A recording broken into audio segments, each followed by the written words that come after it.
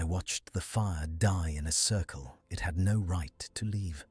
One moment the coals glowed, the next they lay black as river stones, though my breath still smoked in the air. The night pressed close, thick and wet, and from the ridgeline above us came that sound again. Not quite a howl, not quite a man, and far too many footsteps in the leaves. Men have asked me to recount this, though I have often wished to let it sink with the rest of that winter. If you would hear more of such journeys, and weigh which paths you yourself might have taken, lend your support, mark your interest, and leave your own recollections and thoughts below for those who come after. To understand what we encountered, I must return to the autumn of 1898, when timber prices were high and the southern Appalachians were being measured and marked as though they were a ledger to be balanced. I was then in my 32nd year, a surveyor in the employ of the Allegheny and Southern Lumber Concern, sent to lay out prospective tracts along a remote spur of the Blue Ridge in western North Carolina. We left Asheville on the morning of October the 12th, 4 men and 2 mules, following rough wagon roads as far as they would carry us. There was Henderson, older than the rest of us, a scarred veteran of the Wilderness Campaign who had turned his habit of marching into a life in the woods. There was young Finch, barely 20, keen with the plane table and compass, whose father owned a small share in the company and who spoke often of figures and yields. Lastly, there was O'Rourke, an Irishman by birth, handy with an axe and rifle, whose manner was light until it was not. Our destination lay beyond the last homesteads, in a pocket of forest that the locals called simply the High Back. On the map, it showed as a long, folded ridge above the headwaters of the Pigeon River, its elevations guessed more than known. I had been hired to put numbers to it, to walk its spine and flanks, to tell in chains and degrees what it might yield in board feet. The first days were as any in such work. We followed the wagon track to a small settlement of scattered cabins near Waynesville, where a man named Candler agreed to stable our wagon and see it safe. From there we loaded the mules with canvas, flour, bacon, coffee, chain, compass, plane table, axes, and a battered transit that had seen more gentle hills. We carried 2 Winchester rifles between us and a revolver at my belt, more from habit than expectation of need. The weather held fair at first, the days bright but shortened, the nights already sharp with the promise of frost. The forest in that season was a cathedral of colour, the oaks and maples aflame, the rhododendrons still dark and glossy beneath.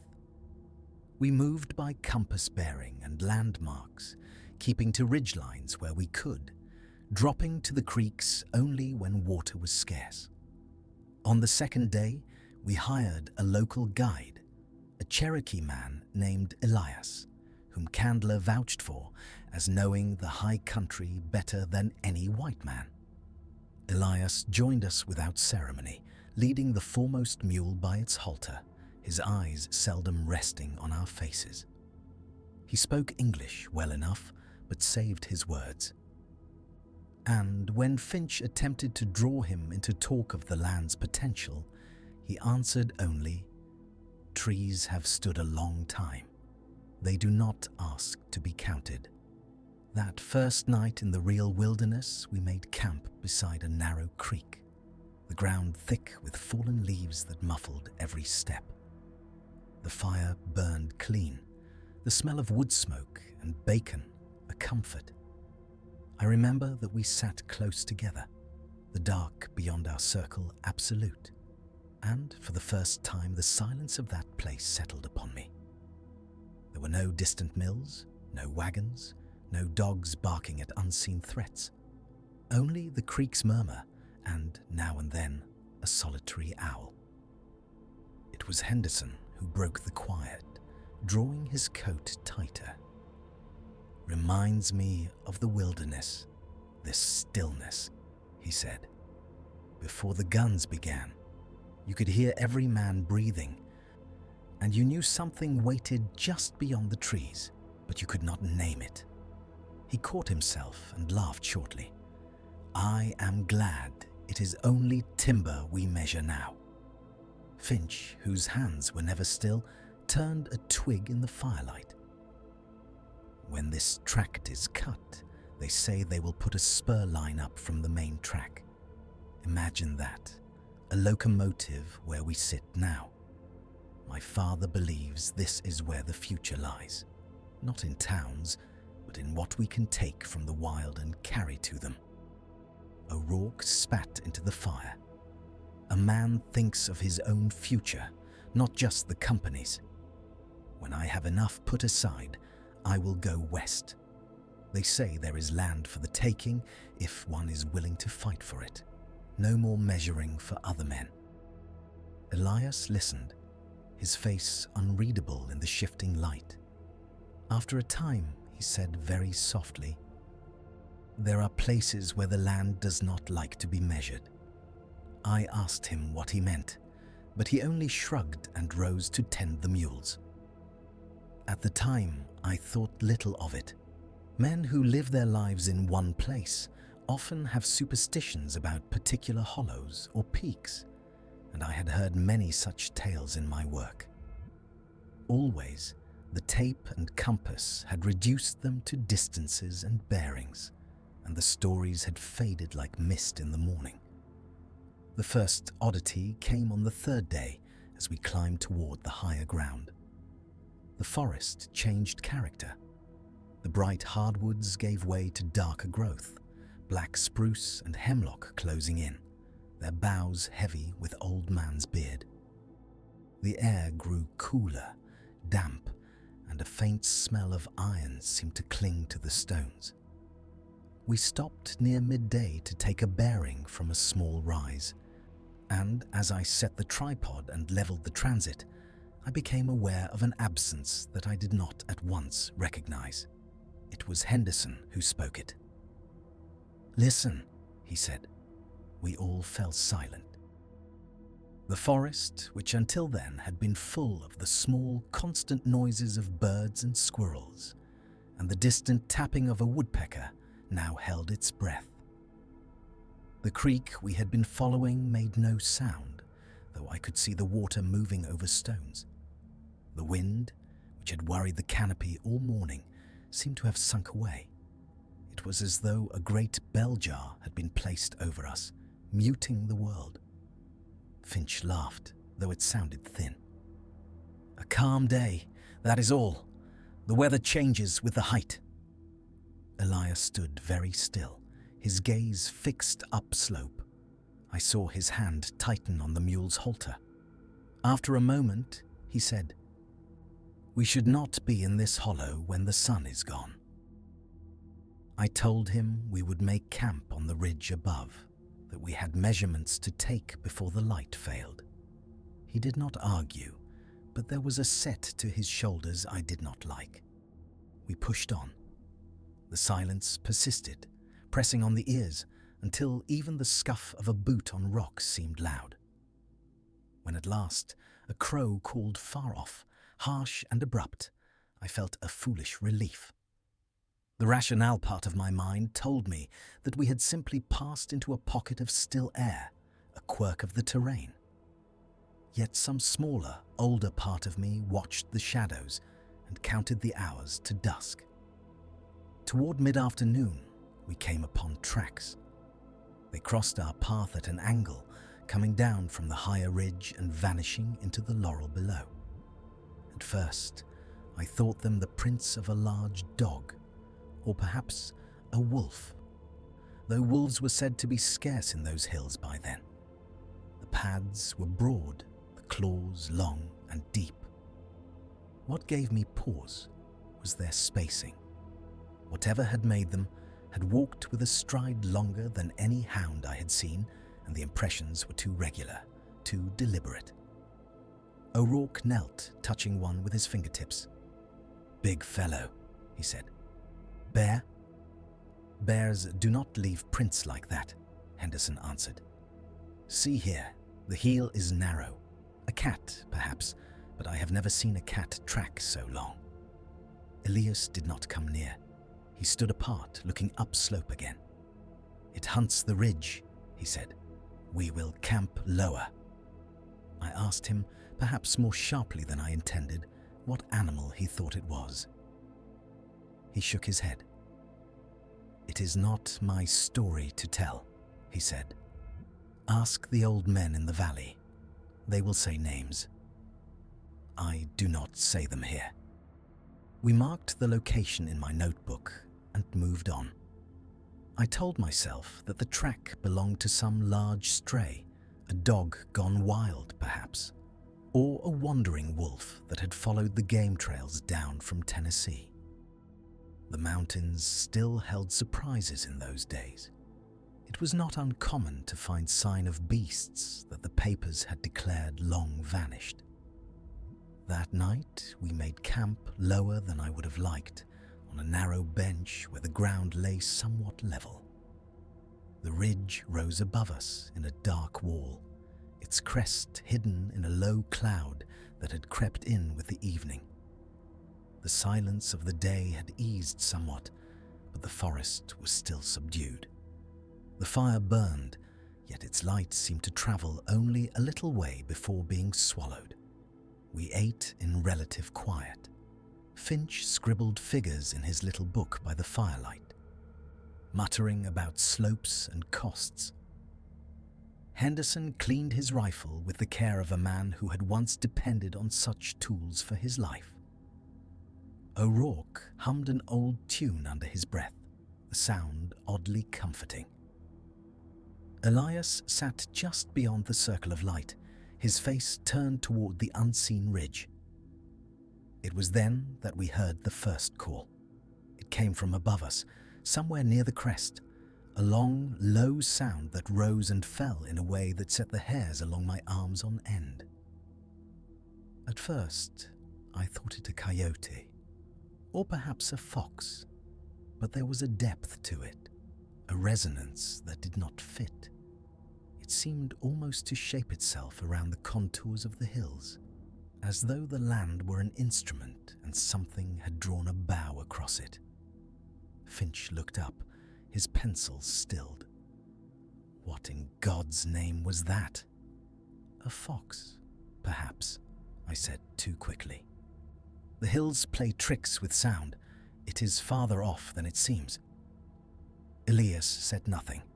He had gone very still, his eyes closed, his hand resting on the haft of his knife.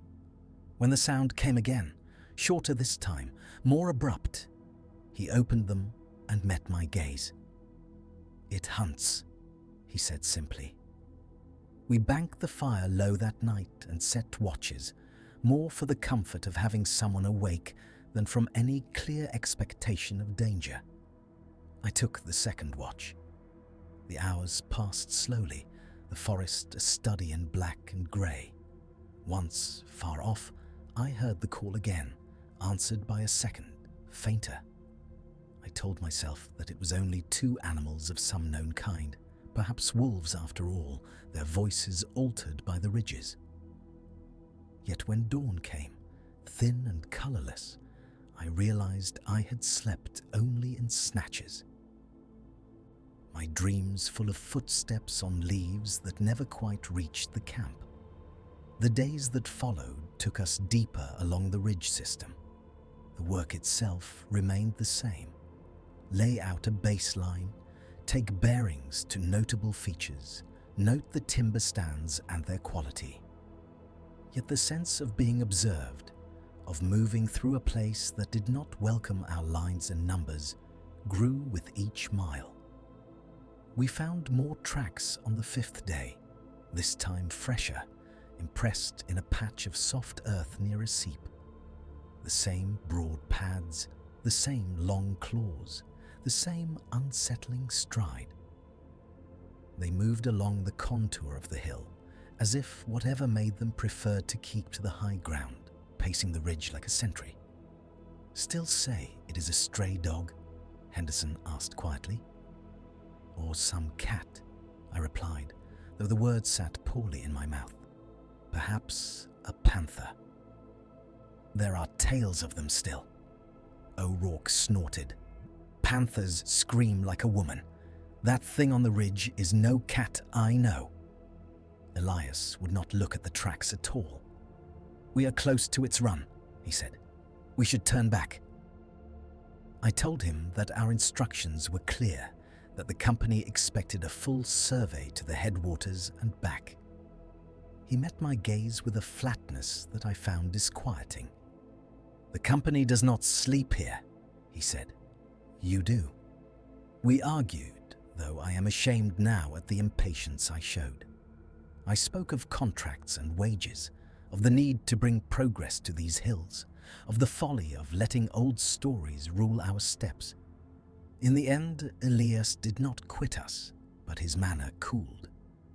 He walked a little apart, and I noticed that he had taken to marking trees with small, almost invisible cuts as we passed, as though leaving a trail only he understood. The weather turned on the 6th day. A low, damp fog came in from the west, clinging to the trees, beading on our clothes, turning every surface slick. Our fire that night smoked more than it flamed, the damp wood hissing and popping. The world beyond the immediate circle of light was a shifting wall of grey. It was in that fog that the next sign appeared. I woke to Henderson's hand on my shoulder. The fire had burned low. The others lay in their blankets, their faces pale in the dim light. Henderson put a finger to his lips and gestured toward the mule line. One of the animals was standing rigid, its ears pricked, its eyes fixed on the darkness upslope. Its whole body trembled. The other mule, ordinarily the more skittish, lay on its side, breathing hard, its flanks heaving. The smell reached me then, faint but unmistakable. A rank, musky odor like wet fur and something older, metallic beneath. "Bear," I whispered. Henderson shook his head. "A bear would go for the food. Look." Our supplies, lashed and covered with oilcloth, remained undisturbed. The ground around the camp showed no obvious tracks, but the leaves near the mule line were scuffed, as though something had paced there, just beyond the reach of the firelight. We stood very still, listening. The fog moved in slow curls, revealing and hiding the same dark trunks. There was no sound but the mule's labored breathing and the faint drip of water from the branches. Then, from somewhere above us, no more than 100 yards distant, came a sound that I feel even now in my bones. It was not the long, drawn call we had heard before, but a short, almost conversational utterance, a low series of clicks and grunts that rose and fell in a pattern that made no sense to me. It was as though something with a throat, not meant for speech, were attempting it all the same. The mule on its side gave a strangled cry and lurched to its feet, pulling at its tether until the rope creaked. The other stamped and tossed its head, whites of its eyes showing. O'Rourke came awake at the noise, his hand going at once to his rifle.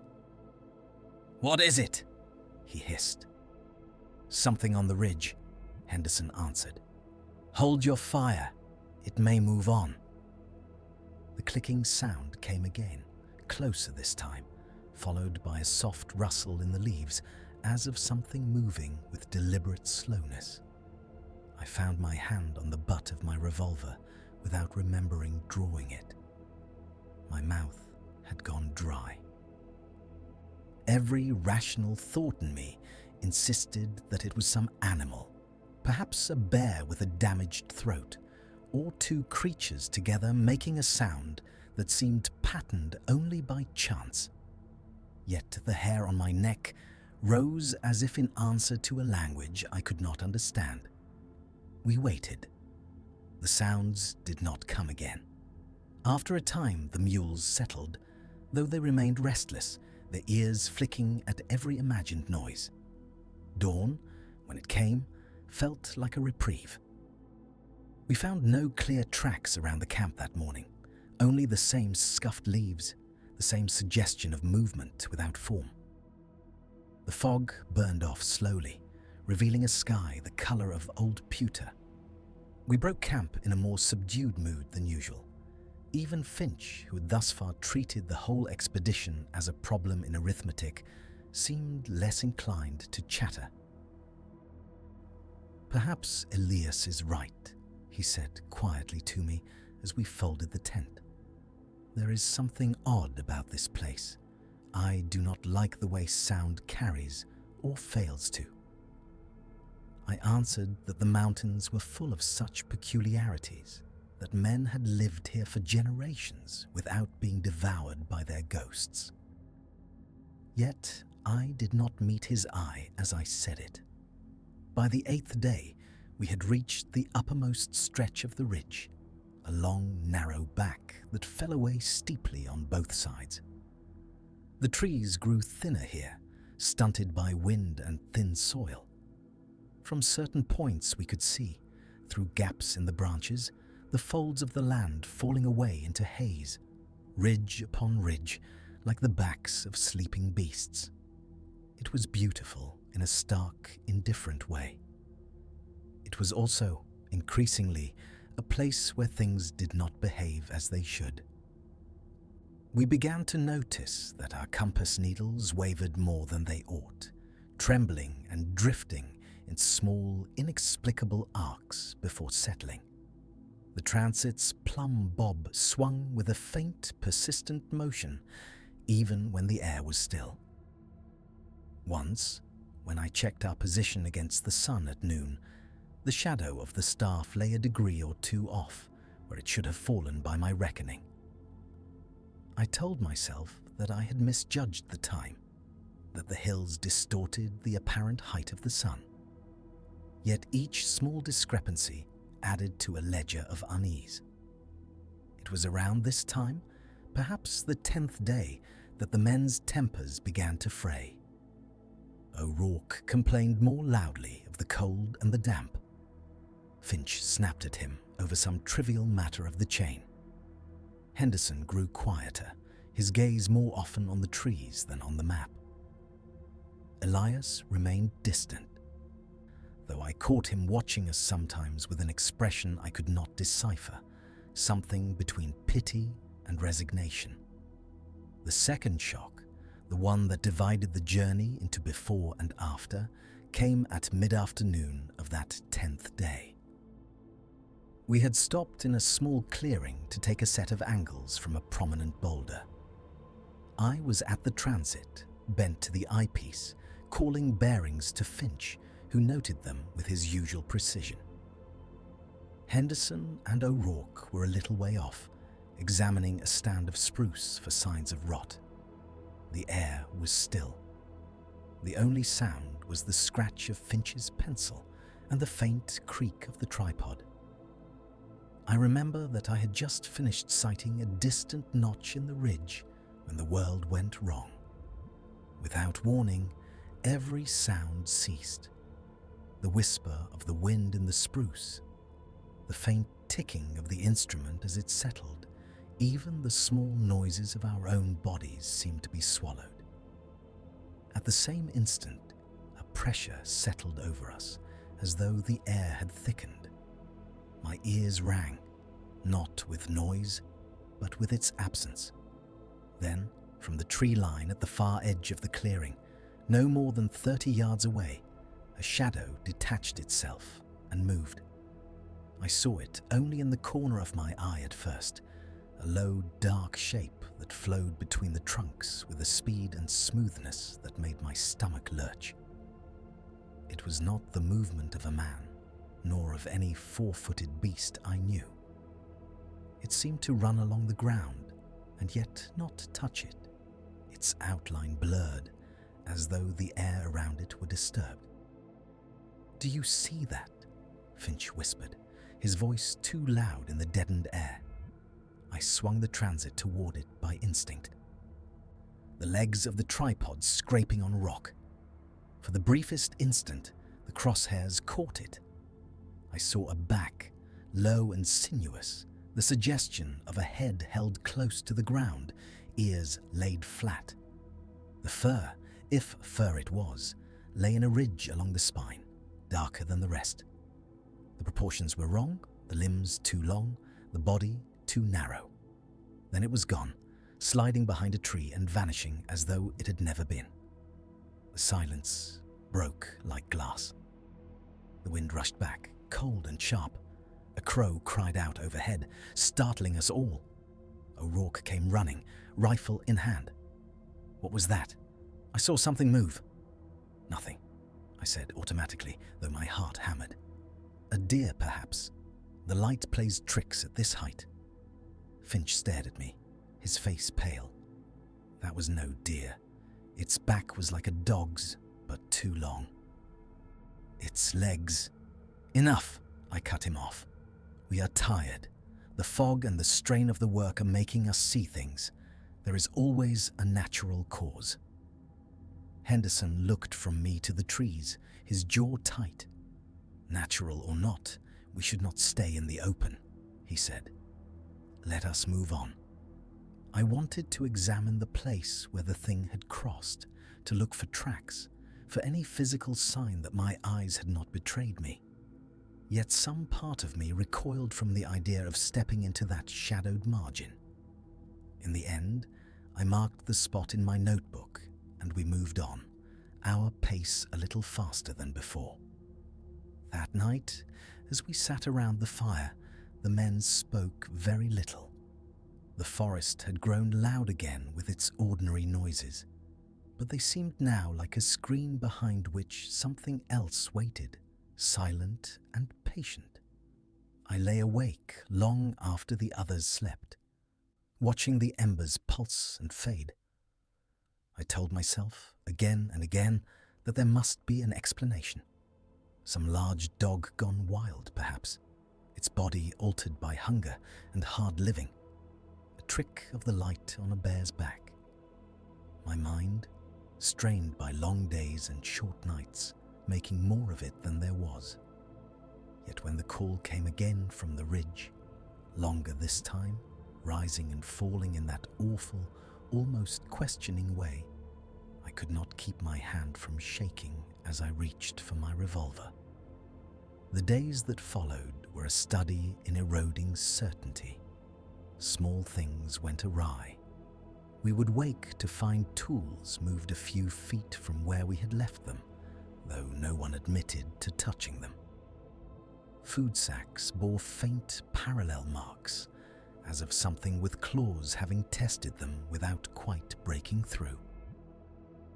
Twice we found that the mule lines had been slackened in the night, the knots still tied but looser, as though fingers not made for such work had attempted it. The mules grew more difficult. They shied at shadows, balked at certain stretches of trail without obvious cause, and once, when we attempted to lead them along a narrow saddle between two peaks, they refused outright, planting their hooves and rolling their eyes. Elias said nothing, but his grip on their halters was white-knuckled. Our sleep, such as it was, grew fractured. Dreams came in which I walked the ridge alone, my compass spinning, the trees bending inward as though to listen. In some of them I heard footsteps behind me, always just beyond sight, matching my own. I would wake with the taste of iron in my mouth and the sense that someone had been standing just outside the tent. It was around this time that our conversation turned in fits and starts to what the locals said of these hills. Finch, who had scoffed at such things in Asheville, now asked Elias one evening, as we shared a pipe, whether his people had a name for the creature we had half seen. Elias hesitated, then said, "There is an old word. It means something like ridge dog, but that is not right. It is not a dog. It is a thing that runs the high backs between one valley and another. It keeps to the spine, where the land is narrow. It does not like men who measure." "Stories to frighten children," I said, though more gently than I might once have. "Every country has its bogey." "Perhaps," Elias replied. "But the children here do not sleep on the high backs." Henderson, who had been staring into the fire, spoke without looking up. "In the war," he said, "men told stories of things they saw in the smoke, shapes that moved against the cannon fire in ways that did not make sense. You would laugh until you had been under bombardment long enough, and then you would begin to see them too. We said it was the strain, the mind making patterns where there were none. But I wonder now whether there are things that come when men make too much noise or cut too deeply." No one answered him. The fire cracked and sent up a brief plume of sparks, bright against the dark. By the 12th day, our provisions were running low, and the men were weary in body and spirit. I calculated that we had reached as far along the ridge as the company could reasonably expect, given the terrain and the lateness of the season. Another 3 days would see us at the headwaters and turned back toward the valleys. It was on the evening of that 12th day that matters came to a head. We had made camp in a small saddle between two rises, the ground uneven, but the only place even roughly level for some distance. The wind had picked up, carrying with it a fine, cold drizzle that seeped into everything. The fire struggled, its smoke driven low. We huddled close, our blankets drawn tight, our tempers frayed. The ridge rose on both sides, dark against a sky in which no stars showed. The sense of being on a narrow bridge between deeper darknesses was strong. Sometime after midnight, I woke to a sound that at first I could not place. It was a faint, rhythmic thudding, like distant hoofbeats, but too many, too fast, and coming not from one direction but from both sides at once, as though something ran along each flank of the ridge, keeping pace with one another. I sat up, my heart already racing.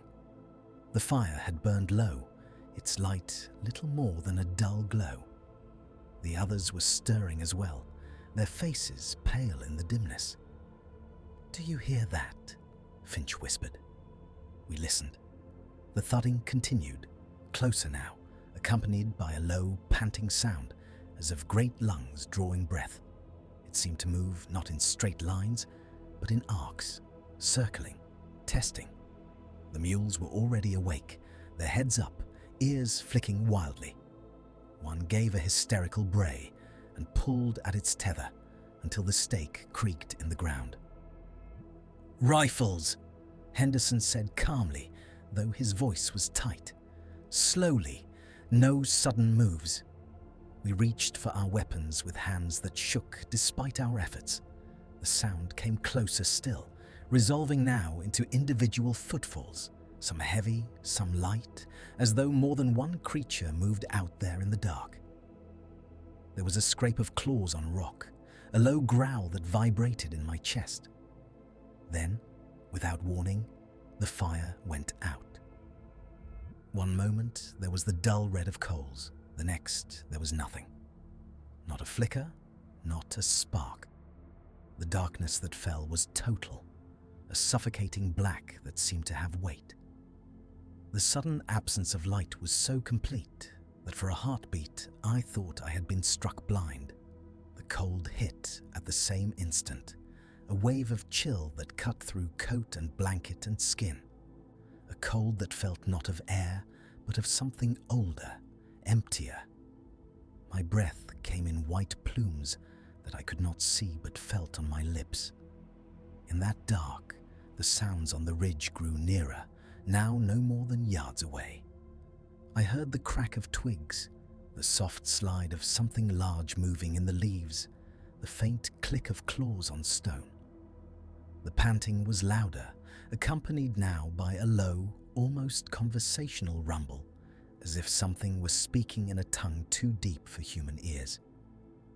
"Do not fire," Elias whispered, his voice somehow clear in that smothering black. "If you cannot see it, you will only make it angry." His hand found my arm in the dark, gripping hard. I realized with a shock that he was trembling. Something brushed the edge of my boot, light as a falling leaf, yet with a weight behind it that my body recognized. I froze. The hair on my legs prickled through the wool of my trousers.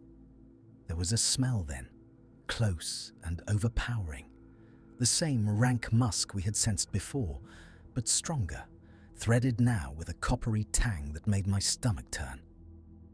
I heard Finch make a small strangled sound, half sob, half plea.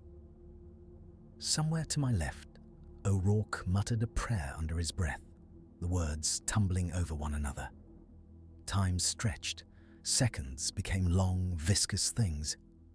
The footfalls circled us, always just beyond the reach of where the firelight had been, as if respecting a boundary that no longer existed, yet still held some meaning.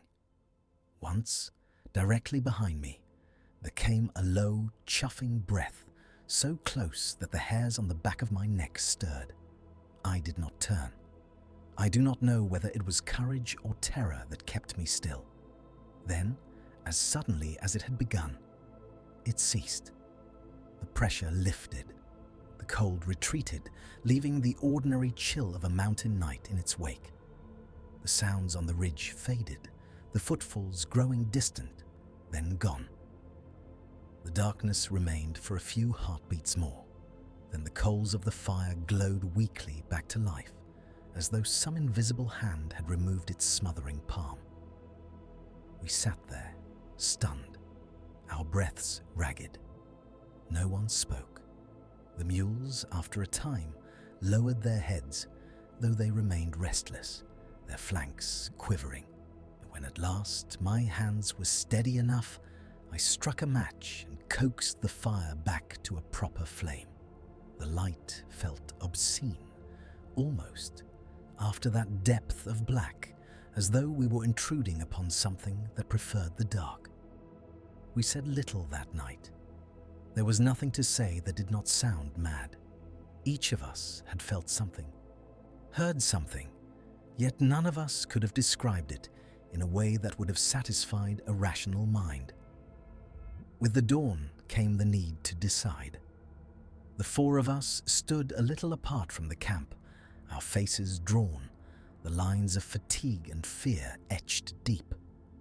Elias tended the mules, his back to us. "We turn back," Henderson said at once. "We have seen enough. There is timber aplenty on the lower slopes. Whatever runs this ridge does not want us here." Finch, surprisingly, hesitated. "We are only a day or two from the headwaters," he said. "If we turn now, the company will say we lost our nerve. They will send others in our place, men less cautious, less skilled. Better that we finish the work ourselves.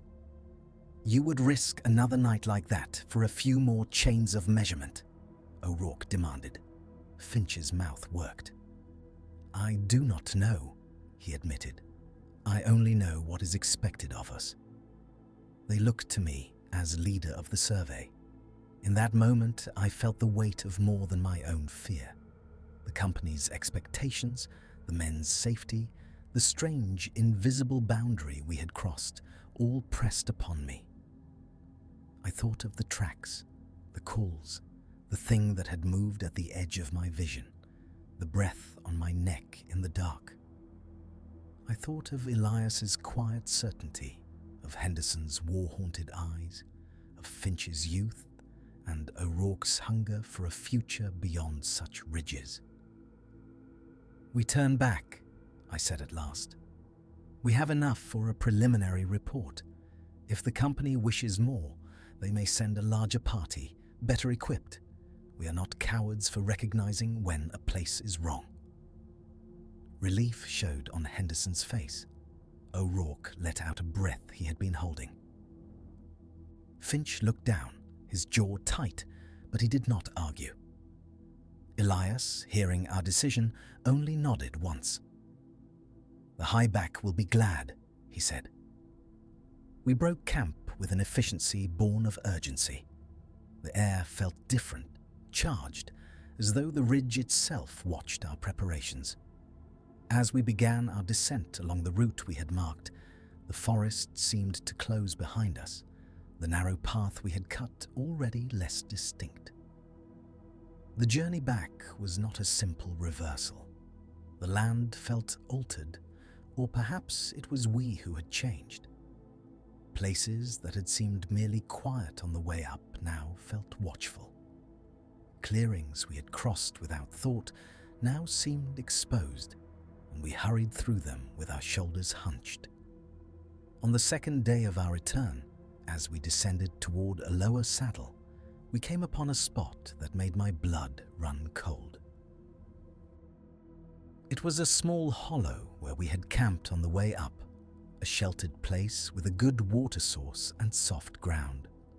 I recognized the arrangement of stones around the old fire pit, the stump where Finch had sat to write. Yet now the place bore marks of some visitation. The ashes of our old fire had been scattered, spread in a rough circle several yards wide, as though something had poured through them. The stump was scored with deep, parallel grooves, too wide and far apart for any ordinary animal's claws. One of the tent stakes we had left driven in the ground, intending to reuse it, lay bent at an angle no human hand could have managed unaided. More troubling still were the tracks. They circled the hollow in a wide loop, crossing and recrossing, as though whatever made them had paced there for some time. The same broad pads, the same long claws, the same unsettling stride. In one place, near the water, the tracks overlapped one another, as if more than one such creature had stood there together. "It came after we left," Henderson said quietly. "Perhaps the same night, perhaps later. It knew we had been here. Or it was here first, and we were the intruders," Elias said. We did not linger. The sense of being observed was strong, as though eyes watched us from every shadow. As we moved on, the trees seemed to crowd closer, the light between them thinning. That night, we made our camp lower still, near a small cascade where the sound of water at last broke the oppressive quiet. The mules drank greedily. We ate in near silence, each man wrapped in his own thoughts. In the dark hours, when the fire had burned low, I woke to the sound of someone moving near the edge of the camp. I reached for my revolver, my heart pounding, only to see, in the dim glow, the hunched shape of Finch, standing alone, staring upslope. "What are you doing?" I whispered. He started, then turned toward me. His face looked older in the half-light. "Listening," he said. "To what?" He hesitated. "On the ridge," he said at last. "I keep thinking I hear it, the way it spoke that night, as if it was saying something to itself, or to us." "You are tired," I said. "Your mind is making patterns from the wind." "Perhaps," he said. "But what if we are the pattern, and it is the constant? We come and go. It remains." I had no answer to that. After a time, he lay down again, though I doubted he slept. We reached the first of the lower homesteads on the 4th day of our return. The sight of smoke from a chimney, of chickens scratching in a yard, of a woman hanging laundry, felt almost unreal after the long days of shadow and silence. Candler's settlement near Waynesville received us with a mixture of curiosity and indifference. Men in such places are used to parties of surveyors and timbermen coming and going, their fates of little consequence unless they fail to pay their bills. Yet, I saw more than one glance linger on our faces, on the set of our shoulders, on the way we started at sudden noises. Candler himself met us at the livery. "You look as though you have seen the devil," he said, half jesting. "Was the timber that bad?" "The timber is as you said," I replied, "dense and straight. The ridge is difficult." He spat, his expression shifting. "You went up on the high back itself, did you?" "We followed the line you marked," I said carefully. He nodded slowly. "Old Elias go with you?" "He did," I said. "He brought us back as well." Candler's gaze slid past me to where Elias stood by the mules. For a moment, their eyes met. Something unspoken passed between them. "You will be wanting to send word to your people," Candler said to me. "The telegraph office is open until 6. In Asheville, some days later, I sat in the company office, my notes and sketches spread before me, and attempted to turn what we had seen and felt into the dry language of a preliminary report. I wrote of slopes and aspects, of species composition and estimated yields. I noted the difficulty of access, the scarcity of suitable sites for a logging camp, the likelihood of winter storms. I wrote of the odd behavior of the compass at higher elevations, couching it in terms of possible mineral deposits that might interfere with the needle. I did not write of the tracks, except in the vaguest terms of sign of large predators, species uncertain. I did not write of the calls, of the thing that had moved at the edge of the clearing, of the night when the fire died in an instant and the dark pressed in like a hand. I did not write of the breath on my neck. When I had finished, the report read like any other, save for a slightly stronger emphasis on the challenges of the terrain. The manager, a stout man named Briggs, who had never set foot on such a ridge in his life, skimmed it and grunted. "So, timber enough to be worth the trouble," he said. "But you recommend caution in the upper tracts." "I do," I said. "The access is poor. The ridges are narrow.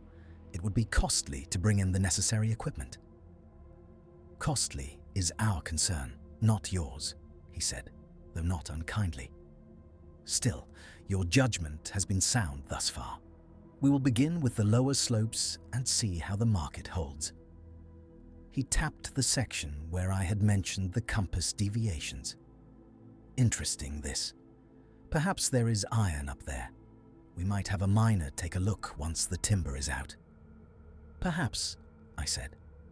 He looked up at me then, really looked, and his expression shifted. "You do not look well, man. Did the trip take that much out of you?" "It was a hard season," I said. "The weather was changeable." He nodded, apparently satisfied. "Take a week. Rest. There will be other tracts in the spring." The official account went into the company's files. One more sheaf of paper among many. In time, portions of it were copied into ledgers, the numbers boiled down into profit and loss. No one, so far as I know, ever questioned the absence of certain details. The private truth, however, remained with us who had been there. In the months that followed, I attempted to set it aside. There were other assignments, other ridges to measure, other streams to cross. Yet the memory of that high back, of the way the air had thickened and the fire had died, of the sound that was not quite a howl and not quite a voice, returned at odd moments. The first time I knew that it had marked me more deeply than I had admitted was in the spring of the following year. I had been sent to survey a tract in eastern Tennessee, a gentler country of rolling hills and broad valleys. One evening, as we sat by the fire, a farm dog began to howl at the rising moon. It was an ordinary sound, one I had heard 1,000 times. Yet something in the cadence of it, some faint echo of a rise and fall, turned my stomach to ice. For a moment, the present vanished, and I was back on that narrow ridge, the dark pressing in, the unseen things circling. My companions that night noticed nothing. I sat very still until the dog's voice broke, then forced myself to speak of mundane matters until my hands stopped shaking. Years passed. The company grew, its reach extending into valleys and hollows that had once seemed remote. Rail lines were driven into the hills, their iron tracks gleaming where once only deer and bear had trod. Towns swelled, mills multiplied, the sound of axes and saws echoing from one ridge to another. I avoided assignments that took me near the high back. When such work was proposed, I found reasons to recommend other men, other routes. No one questioned it. There was always more land to measure. From time to time, I heard rumors. A logging crew on a neighboring ridge spoke of strange calls at night, of mules going lame without clear cause, of tools misplaced and found days later in odd places. A hunter from the valley below the high back told of following a wounded deer up toward the spine and turning back when he found tracks he could not match to any beast he knew. An old woman in Waynesville, hearing that I had once been on that ridge, crossed herself and muttered something about the Ridge Hound under her breath. Once, some years after the expedition, I encountered Finch in Asheville. He had left the company and taken a position with the railroad, his talent for figures put to use in a different ledger. We met by chance on a street corner, the rain turning the dust to mud around our boots. For a moment, we regarded one another in silence, each measuring the changes time had wrought. There were more lines around his eyes, a touch of grey at his temples that had not been there before. "We have not spoken since the ridge," he said at last. "No," I agreed. We found a quiet table in a nearby tavern. The talk at first was of ordinary things, work, families, the price of coal. Yet the shared absence between us grew, until at last he said very softly, "Do you ever dream of it?" "Yes," I said.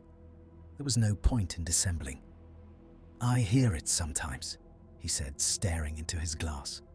"Not in the open, where others might notice. In the moments between waking and sleep, it is as if it is still up there, running its back and forth, saying whatever it says, and some part of me remains listening." "Have you told anyone?" I asked. He shook his head. What would I say? That the mountains have a guardian? That there is something that dislikes our lines and our numbers? They would call it fancy or madness. Perhaps they would be right. We sat in silence for a time. The noise of the tavern washed around us, distant and unreal. "Do you think we did wrong, going up there?" he asked finally. "Did we trespass on something that was not meant for us?" I considered. "The land does not think in such terms," I said slowly. "It is we who speak of right and wrong. We went because that is what men of our kind do. We measure, we divide, we take. The ridge was simply itself. Whatever runs, it is part of that. And yet," he said, "it felt like a warning." "Yes," I said, "it did." We parted with no promises to write. Some experiences bind men in ways that do not require such courtesies. I heard years later that Finch had died of a fever contracted on a job in Georgia. When I received the news, I found myself thinking not of the man at my table in Asheville, but of the young surveyor on that ridge, his pencil scratching in the firelight, his eyes turned upward at a sound that had no place in his books. Henderson I saw only once more, near the end of his life. He had taken a small farm in the valley, his days of ranging the high country mostly behind him. His hair had gone white, his back bent, but his eyes were as keen as ever. We sat on his porch, the evening light turning the fields to gold. In the distance, the outline of the Blue Ridge lay against the sky, familiar and indifferent. "Do you ever go up there now?" I asked, nodding toward the high back. He shook his head. "I have fought my wars," he said. "I have no wish to start another." "Do you think it is still there?" I asked, though I already knew my own answer. He looked at the ridge for a long time. "Some things," he said at last, "are tied to the land in ways we do not understand. Men come and go.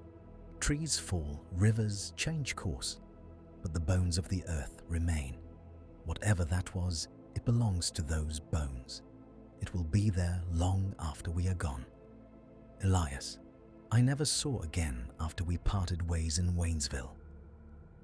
Yet sometimes, when I pass a man in the street with his set of shoulders, or hear a voice with that same quiet certainty, I think of him marking trees with his hidden signs, leaving a path not for us, but perhaps for himself, or for the thing that ran the ridge. In the years since, I have read what I could find of such tales. Old accounts in county histories of devil dogs on the high ridges, of sheep taken without a sound, of hunters who returned with hair gone white overnight. Stories from the Cherokee of beings that run the narrow backs between worlds, guardians or scavengers depending on the teller. None matched exactly what we saw and heard, yet all circled the same absence, the same sense of something that does not fit neatly into the categories we have built. I have attempted, more than once, to rationalize it entirely, to say that we were tired, that the thin air and the strain of the work and the suggestibility of men in close quarters conspired to create a shared delusion. I have told myself that the tracks were those of some known animal, distorted by melting or by our own fear. That the fire died because a sudden gust robbed it of oxygen. That the cold was a trick of a passing cloud. That the sounds were nothing more than wind in peculiar hollows. On some days, in the bright light of ordinary labor, these explanations almost suffice. On others, in the small hours when the house is still and the mind wanders, they fall apart like rotten bark. For there remains always the memory of a particular sensation, the feeling of something very large and very intent, standing just beyond the reach of my vision, its attention fixed upon me with a focus that was neither animal hunger nor human curiosity, but something older, more patient.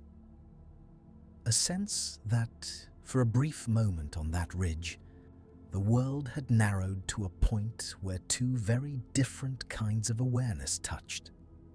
I have told this story now to more people than I once intended. Some listen and nod, their eyes distant, as though it confirms something they have always suspected about the wild places of the world. Others smile politely and speak of stress, of the mind's capacity to conjure phantoms from shadows. A few, the ones who have spent long nights alone in deep woods or on high peaks, do not smile at all. As for me, I have come in time to a kind of uneasy peace with not knowing. The mountains hold many things that our maps and measurements do not capture. We draw lines on paper and call them boundaries, elevations, tracts. We speak of ownership and use. Yet beneath those lines, the old bones of the earth lie, indifferent, bearing the weight of all our certainties and all our doubts. If there is a creature that runs the high backs, that dislikes the sound of axes and the scratch of pencils on paper, that circles our small circles of fire and breathes in our fear, then it has existed longer than the companies that send men like me into its domain. It will, I suspect, exist long after those companies are names in forgotten ledgers. What disturbs me most, even now, is not the memory of its call, nor the sight of its shadowed back, nor the marks it left on wood and earth. It is the way the fire died in that instant, as if some will other than our own had reached into the ordinary workings of the world, and, for a heartbeat, turned them aside. Sometimes, on cold nights when the wind comes down from the hills and rattles the window panes, I wake with the taste of iron in my mouth and the sense that the room is too quiet, that the ordinary sounds of the town have been muffled. In those moments, I lie very still, listening, half expecting to hear, far off and high above, a low, rising call that does not belong to any dog or man, and the soft, measured tread of something running the narrow back of the world, unseen and unhurried.